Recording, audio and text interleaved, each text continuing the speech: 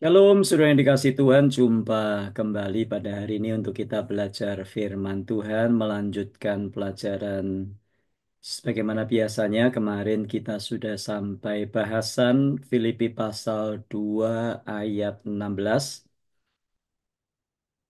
Tetapi hari ini kita akan lanjutkan ayat yang ke-17 dan 18. Surat Rasul Paulus kepada jemaat di Filipi. Mari kita baca dan kita gali dan kita belajar apa yang dapat kita ambil sebagai pelajaran dan penerapan dari bagian ini. Ayat 17 dan 18 berkata, "Tetapi sekalipun darahku dicurahkan pada korban dan ibadah imanmu, aku bersukacita. Dan aku bersukacita dengan kamu sekalian. Dan kamu juga harus bersukacita demikian. Dan bersukacitalah dengan aku." Perhatikan baik-baik, di sini ada 4 kali kata bersukacita diulang. Dan kita melihat di sini bagaimana Paulus menggambarkan sukacitanya karena dapat melayani. Meskipun dia menyebut hidupnya sebagai persembahan atau korban. Apa maksudnya? Sekalipun darahku dicurahkan pada korban dan ibadah imanmu. Hal ini mengacu kepada praktik perjanjian lama, menuangkan persembahan minuman dalam ibadah. Kalau kita membaca referensinya dari kitab Bilangan pasal 15 ayat 1 sampai 10, Bilangan 28 ayat 1 sampai 8, setelah seorang imam mempersembahkan domba, domba jantan atau sapi jantan, ia akan menuangkan anggur di samping mezbah, dan ini melambangkan dedikasi seorang di dalam ibadahnya kepada Tuhan. Nah, hubungannya ada apa dengan ayat ini? Dalam kehidupan Paulus, dia merasa bahwa hidupnya dicurahkan, hidupnya sudah dicurahkan sebagai tindakan ibadah atas nama mereka yang dia layani.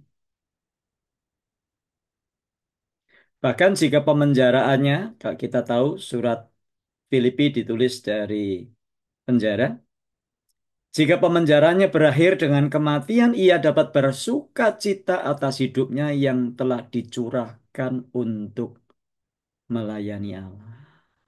Nah, kita melihat di sini Rasul Paulus bersuka cita karena dia bisa hidup melayani Allah dengan cara melayani sesamanya. Bahkan di akhir hidupnya Paulus membuat pernyataan serupa. Di dalam 2 Timotius 4 ayat 6 dikatakan, "Mengenai diriku, darahku sudah mulai dicurahkan sebagai persembahan dan saat kematianku sudah dekat." Jadi persembahan hidup dan kematian atau akhir pelayanan terkait erat. Jadi ayat ini sekali lagi menegaskan sukacita Paulus karena hidupnya digunakan untuk melayani orang lain. Dan ini digunakan sebagai undangan bagi orang lain untuk sama seperti dia yang senang dan bersukacita. Dia ingin para pembacanya juga bersukacita. Bersukacita karena apa? Bersukacita bukan karena mobil baru, rumah baru, istri baru, suami baru. Bersukacita bukan karena naik posisi, naik jabatan, naik pangkat, jalan keliling dunia, pensiun, dan menikmati hidup, jalan-jalan, healing, dan sebagainya. Bukan. Sukacita karena dapat melayani Tuhan. Sekali lagi, melayani itu bukan, kita kalau bicara melayani selalu konotasinya pemimpin pujian, singer, main musik, ya, jadi usher, jadi kolektan, dan sebagainya. Bukan. Melayani Tuhan di sini adalah hidup di dalam ketaatan kepada Tuhan dan melayani sesama. membawa orang-orang percaya kepada Kristus dan menjadi murid Kristus. Itulah sukacita yang terbesar. Itulah sukacita di dalam hidup. Jangan hanya hidup sekedar punya tujuan nanti kalau pensiun bisa jalan-jalan, bukan. Tanya pada diri sendiri. Saya sudah melayani Tuhan belum?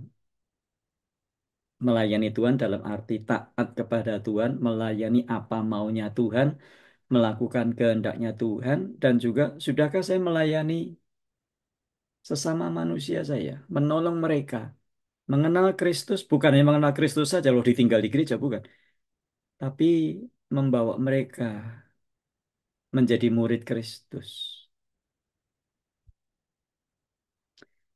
Nah, sistem yang ada di dalam dunia ini sudah saya katakan rusak. Orang hanya hidup sekedar berlomba-lomba mencari harta, hidup enak, hidup nyaman, memperkaya diri, tapi lupa bahwa panggilannya adalah memuliakan Tuhan. Yesaya 43 ayat 7. Memuliakan Tuhan bagaimana? Yohanes 15 ayat 8. Dalam hal inilah Bapakku dipermuliakan, yaitu jikalau kamu berbuah banyak. Sebab dengan demikian kamu adalah murid-muridku. Tuhan mengendaki kita berbuah. Bukan hanya berbuah untuk diri sendiri. Berbuah artinya berguna bagi orang lain. Dan itulah sukacita yang besar. Yang disebut Paulus di dalam Filipi pasal 2 ayat 17 dan 18. Kiranya renungan dan pelajaran ini memberkati kita semua. Mari kita berdoa. Terima kasih Tuhan buat pelajaran hari ini yang mengajak kami merenung kembali. Apa sih sebetulnya sukacita kami? Bukan karena kami memperoleh semuanya di dalam dunia, tapi karena kami bisa berbagi hidup dengan sesama dan kami melakukan kehendak-Mu. Memberi buah bagi pekerjaan-Mu dan berbuah lebat di dalam hidup ini. Terpujilah Engkau kekal selamanya. Tolong kami untuk terus hidup dalam firman-Mu. Dalam Tuhan Yesus kami berdoa. Amin.